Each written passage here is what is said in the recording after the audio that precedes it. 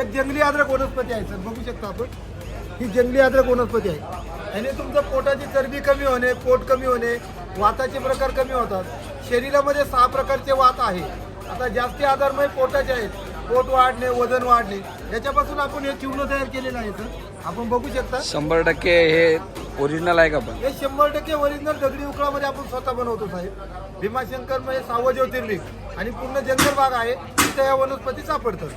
दुसरी वनस्पती मी आपल्याला दाखवणार आहे सर, आमरकंद.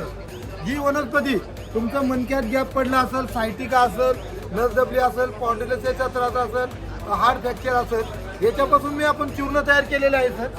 आपण हे बघू शकता. हे जर तुम्ही कोमट पाण्यामध्ये वापरलं, सायटिका, स्पॉन्डिलोसिस, मणकेचे गॅप, संधिवातचा त्रास असेल, यांनी कायमस्वरूपी आराम पडतो. हे दाखवणार आहे सर तुम्हाला वेल्याकरण, मूळव्याधाचे त्रास, रक्त